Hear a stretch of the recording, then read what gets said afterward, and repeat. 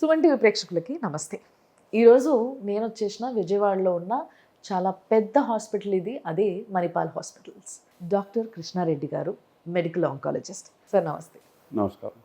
So sir, యాక్చువల్గా cancer అనేది చాలా కామన్ అయిపోయింది సార్. ఇంతకుముందు ఏమన్నా వ్యాధులు అని అంటే మెట్రో సిటీస్లో ఉన్న వాళ్ళకి వచ్చేవి, ఊర్లలో ఉన్న వాళ్ళు హెల్దీగా ఉంటారు, హెల్దీగా తింటారు, పొల్యూటెడ్ ఎయిర్ పీల్చరు, పొల్యూటెడ్ వాటర్ తీసుకోరు, కాబట్టి వాళ్ళకి కొంచెం వ్యాధులు తక్కువగా వచ్చేవి అని అనుకునే వాళ్ళం. బట్ ఇప్పుడు అట్లా లేదు. ఇక్కడి నుంచి కొంత దూరం వెళ్తే చిన్న చిన్న మారుమూల ఊళ్ళల్లో కూడా we find cancer patients today. అలాంటి ఒక పరిస్థితిలో మనం ఉన్నాం. అసలు ఫస్ట్ ఆఫ్ ఆల్ క్యాన్సర్కి ఇంతగా ఒక డయాస్ ఎందుకు దొరికింది సార్ మనుషుల్లో? క్యాన్సర్ ఇలా రావటానికి రకరకాల కారణాలు ఉంటాయి.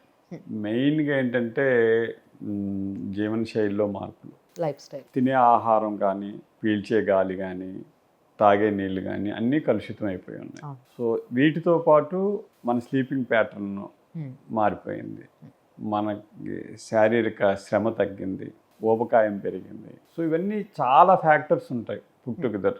వీటన్నిటితో పాటు అలవాట్లు, హెరిడిటరీ, వంశపారంపర్యంగా. సో మీరు స్థూలంగా చూసుకుంటే ఒక 30-35% ఆఫ్ క్యాన్సర్స్ని ఒక కారణంతో వచ్చిందని చెప్పొచ్చు. అంటే లైక్ మన అలవాట్లు, స్మోకింగ్, ఆల్కహాల్, ఇట్లాంటి వాటి వల్ల క్యాన్సర్స్ వస్తాయని చెప్పొచ్చు. ఓకే. రెస్ట్ ఆఫ్ ద పీపుల్లో ఎందుకు క్యాన్సర్ వస్తుంది ఏంటి అన్నది మనం ఖచ్చితంగా చెప్పలేము. ఓకే. ఓన్లీ 1/3 ఆఫ్ పీపుల్లో ఖచ్చితంగా ఈ పలానా కారణం వల్ల వచ్చింది అని చెప్పడానికి అవకాశం. అరౌండ్ 5-10% ఆఫ్ క్యాన్సర్స్ వంశపారంపర్యంగా వచ్చే అవకాశం.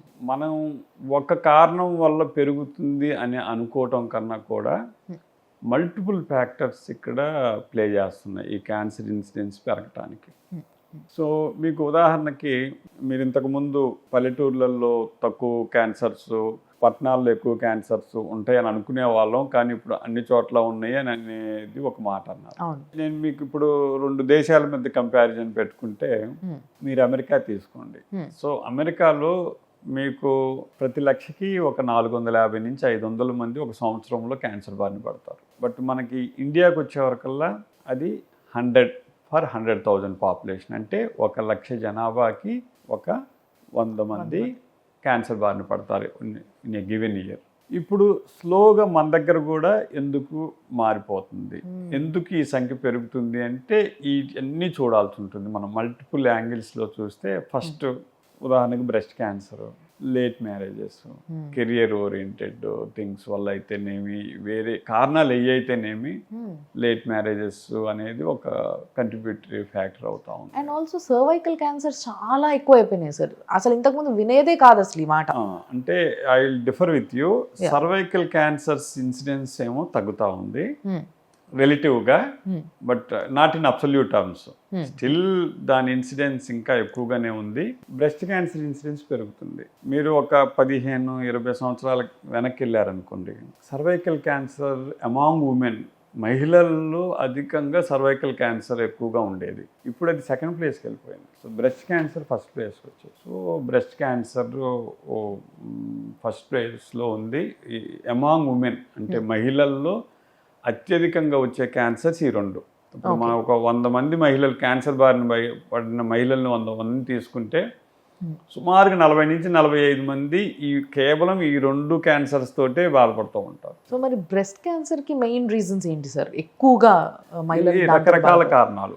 సో లైఫ్ స్టైల్ చేంజెస్తో పాటు లేట్ మ్యారేజెస్, లేట్గా పిల్లల్ని కనటం, లేకపోతే అసలు పిల్లల్ని కనకపోవటం, ఒక సర్టన్ ఏజ్ తర్వాత కనకపోవడం కూడా will lead to breast cancer. So one of the risk factor.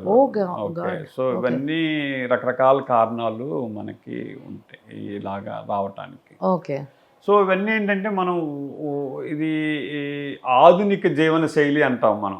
ఇప్పుడు మనం ఆధునిక జీవన శైలిలో ఇవన్నీ వస్తాయి. నాట్ ఓన్లీ కెరియర్ ఓరియంటెడ్గా ఉండటం, లేట్ మ్యారేజెస్, లేట్గా పిల్లలు ఉండటం, బ్రెస్ట్ ఫీడింగ్ చేయకపోవటంతో పాటు మిగతా అలవాట్లు కూడా మారిపోతూ ఉంటాయి. అంటే ఉదాహరణకు మనం ఆహారం తినే ప్యాటర్న్స్ మారిపోతున్నాయి. మీకు పాత రోజుల్లో అన్నీ దంచుకొని చేసి ఆహారం తినేవాళ్ళం.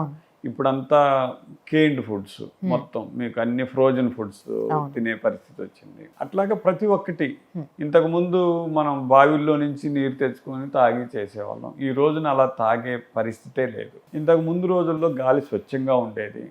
ఈ రోజున మనం చూసుకుంటే ఢిల్లీలో ఇట్ ఈస్ మీకు చాలా టాక్సిక్గా ఉండి ఇబ్బందులు పడుతున్నారని మనం న్యూస్ పేపర్స్లో చదువుతున్నాము, టీవీ ఛానల్స్లో వింటున్నాం. The most seen cancer is breast cancer అని అన్నారు. సో ఈ క్యాన్సర్ని ముందుగానే ఇనిషియల్ స్టేజెస్లో ఆడవాళ్ళు తెలుసుకోవాలంటే ఎలాంటి టెస్టులు చేయించుకోవాలి, ఎలాంటి జాగ్రత్తలు తీసుకోవాలి? Breast cancer and both cervix cancer ఈ రెండు కామన్ క్యాన్సర్స్ కాబట్టి వీటికి స్క్రీనింగ్ ప్రోగ్రామ్స్ అందుబాటులో ఉన్నాయి. మనం స్క్రీనింగ్ ప్రోగ్రామ్ అనేది ఏంటంటే, మనం ఒక స్క్రీనింగ్ టెస్ట్ అన్నామంటే ముందు మనం ఫస్ట్ అర్థం చేసుకోవాల్సింది ఇది ఆరోగ్యవంతమైన వ్యక్తుల్లో చేసేది, మహిళల్లో కానీ పురుషుల్లో కానీ ఆరోగ్యంగా ఉన్న వాళ్ళల్లో చేసే టెస్ట్నే స్క్రీనింగ్ టెస్ట్ అంటాం.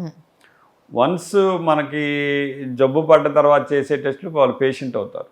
సో ఆ టెస్టులు వాటిని మనం పిలిచే విధానమే వేరుగా ఉంటుంది. సో ఈ స్క్రీనింగ్ టెస్టుల ముఖ్య ఉద్దేశం ఏంటంటే ఇవి అందరికీ అందుబాటులో ఉండాలి. ముఖ్యంగా మణిపాల్ హాస్పిటల్స్లో అన్నీ ఉన్నాయి. అన్నీ ఉన్నాయి. అంటే ఈ స్క్రీనింగ్ టెస్ట్ ఇక్కడే కాదు, అన్ని చోట్ల అందుబాటులో ఉండే టెస్ట్లు ఈ బ్రెస్ట్ సర్విక్స్ చూసుకుంటే. సో ఇవి సింపుల్ టెస్ట్, అందుబాటులో ఉండే టెస్ట్. సో మహిళలు ముఖ్యంగా ఒక 45 years ఏజ్ దాటిన తర్వాత సంవత్సరానికి ఒకసారి మ్యామోగ్రామ్ చేయించుకుంటే మంచిది. అట్లానే సంవత్సరానికి ఒకసారి ఫ్యామిలీ ఫిజిషియన్ తోటి బ్రెస్ట్ ఎగ్జామినేషన్ చేయించుకోవడం అనేది మంచి విషయం. ఇది స్క్రీనింగ్లో రొటీన్గా చేసే ఇది కాకుండా మనకి రికమెండేషన్స్లో లేకపోయినా కూడా, అంటే ఇప్పుడు మనం భారతదేశంలో చూసాము అంటే మనకి మెజారిటీ ఈ మహిళలు అడ్వాన్స్ స్టేజ్లో వస్తారు. అంటే 3rd stage 4th స్టేజ్లో ఇలాగ డాక్టర్ని సంప్రదించడం జరుగుతూ ఉంటుంది. అదే మనం పాశ్చాత్య దేశాల్లో తీసుకుంటే మెజారిటీ పీపుల్ అంటే మీకు 60-70% ఎర్లీ స్టేజెస్లో గుర్తిస్తూ ఉంటారు. సో దానికి మనకి రకరకాల కారణాలు ఉన్నాయి. అంటే ప్రజలకి అవగాహన లేకపోవటం ఒకటి, ఈ స్క్రీనింగ్ టెస్టులు చేయించుకోవాలనే అవేర్నెస్ అవగాహన లేకపోవటం లేదు. మనకి ఇంకా కూడా సొసైటీలో ఏమంటాము ఆ స్టిగ్మా దాన్ని ఉండటం వల్ల కానీ, ఇంట్లో మన ఫ్యామిలీ మెంబర్స్కి కూడా ఇప్పుడు వాళ్ళకి బ్రెస్ట్లో ఒక లంప్ కానీ ఏదన్నా తగిలితే వెంటనే చెప్పటం, డాక్టర్ దగ్గరికి వెళ్ళటం అలాంటివి చేయకపోవటం ఇవన్నీ ఉంటాయి. సో అందుకని అది ఎన్ని కారణాలు మనకి లేట్ స్టేజెస్లో రావడానికి. సో ఈ మ్యామోగ్రామ్ అనేది 45 years ఏజ్ నుంచి yearly once up to 70 years age వరకు ఇయర్లీ వన్స్ చేసుకోవచ్చు. అట్లానే కాకుండా సెల్ఫ్ బ్రెస్ట్ ఎగ్జామినేషన్, రొమ్ము బ్రెస్ట్ ఎలా ఉంది అన్నది వాళ్ళకి తెలియాలి. సో దానికి self breast examination methods. So self breast ఎగ్జామినేషన్లో వాళ్ళు తెలుసుకోవాల్సింది ఏంటి సార్? అంటే what is abnormal, what is abnormal? మనకి ఒక 25 years ఏజ్ దగ్గర నుంచి ఈ సెల్ఫ్ బ్రెస్ట్ ఎగ్జామినేషన్లో ఫస్ట్ ఏంటంటే వాళ్ళు బోత్ బ్రెస్ట్ సైజ్ ఎలా ఉంది, సేమ్ సైజ్ ఉన్నాయా లేదు, ఒక సైడ్ పైకి వెళ్ళటం, ఒకవైపు పుల్ చేసినట్టుగా ఉండటం, నిపుల్స్ ఎలా ఉన్నాయి, ఇవన్నీ వాళ్ళు విజువలైజ్ చూస్తారు. అంటే డ్రెస్సింగ్ టేబుల్ ముందు కానీ ఇవన్నీ చూసుకొని 2 బ్రెస్ట్ని పరిశీలిస్తారు.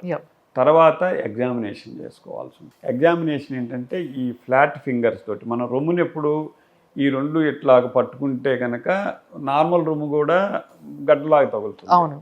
ఈ ఫ్లాట్ ఫింగర్స్ తోటి రైట్ సైడ్ కుడివైపు రొమ్ముని ఎడం చేత్తో, ఎడమవైపు రొమ్ముని కుడి చేత్తోటి ఇలాగా ఫ్లాట్ ఫింగర్స్ తోటి మనం ఈ కైండ్ ఆఫ్ మనం ఇది రొమ్ము అనుకుంటే ఈ 4 పార్ట్ల కింద డివైడ్ చేసుకుంటే ఈ 4 పార్ట్లని మనం ఇలాగ సర్క్యులర్ మోషన్లో ఇలాగ అనుకుంటూ ఎగ్జామిన్ చేసుకుంటూ మధ్యలో కూడా చేసి తర్వాత ఆర్మ్పిట్స్లో కూడా ఎగ్జామిన్ చేసుకోవాల్సి ఉంటుంది. సో ఇవన్నీ మంత్లీ వన్స్ చేసుకుంటే మంచిది. ఎస్పెషల్లీ మెన్స్ట్రువల్ పీరియడ్లో ఉన్న వాళ్ళేమో ఆ మెన్స్ట్రువల్ పీరియడ్ టైంలో కొంచెం బ్రెస్ట్ పెద్దదిగా ఉండి కొంచెం డిస్కంఫర్ట్ ఇవన్నీ ఉంటాయి కాబట్టి ఆ ఫ్లో ఆగిపోయిన తర్వాత, మెన్స్ట్రువల్ పీరియడ్స్ ఆగిపోయిన వాళ్ళకి అంటే నెలసరి ఆగిపోయిన వాళ్ళకి మర్చిపోకుండా నెలలో మొదటి రోజు చేసుకుంటే మంచిది. అంటే ఇది ఎక్కడ ఏ రికమెండేషన్స్ గైడ్లైన్స్లో ఉండవు కానీ బట్ ఇది మహిళలకు చాలా ముఖ్యమైన విషయం. వాళ్ళ బ్రెస్ట్లో ఏం మార్పులు జరుగుతున్నాయి ఏంటి అన్నది వాళ్ళకి తెలుసుకుంటే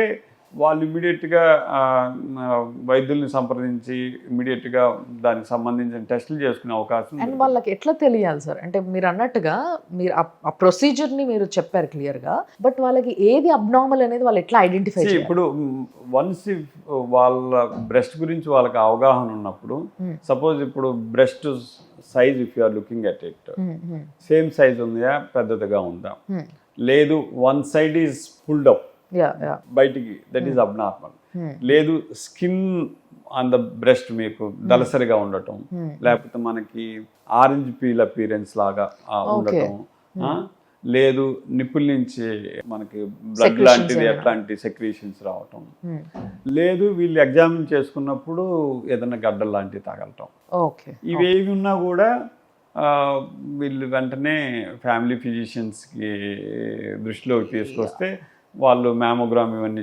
చేయటం. ఇన్ కేస్ వాళ్ళు కూడా దాన్ని సస్పీషియస్గా ఉండి క్యాన్సర్ లాగా అనిపిస్తే then rest of the things oncologist దగ్గరికి వెళ్తారు. ఇంకా అక్కడి నుంచి బయాప్సీ టెస్ట్, స్టేజింగ్ టెస్ట్లు ఇవన్నీ వాళ్ళు టేకప్ చేస్తారు అక్కడి నుంచి. సో ఇది ముఖ్యంగా ఏంటంటే ఇది కామన్గా వచ్చే జబ్బు, but at the same time మనకి స్క్రీనింగ్ టెస్ట్లు కూడా చాలా సింపుల్ స్క్రీనింగ్ టెస్ట్ అందరికీ అందుబాటులో ఉండేది. ఐ థింక్ అందరూ ఒక వయసు కనీసం 45 years ఏజ్ వచ్చిన దగ్గర నుంచి సంవత్సరానికి ఒకసారి చేసుకోవటం మంచిది. ఇది కాకుండా ఫ్యామిలీలో ఆల్రెడీ బ్రెస్ట్ క్యాన్సర్ బారిన పడ్డ వాళ్ళు ఉంటాం కానీ అలాంటి వాళ్ళ రికమెండేషన్స్ వేరుగా ఉంటాయి. వాళ్ళ హై రిస్క్లోకి వస్తారు.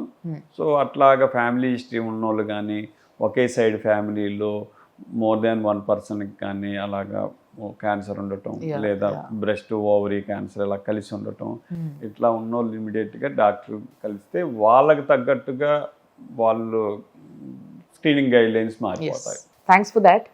Thanks a lot.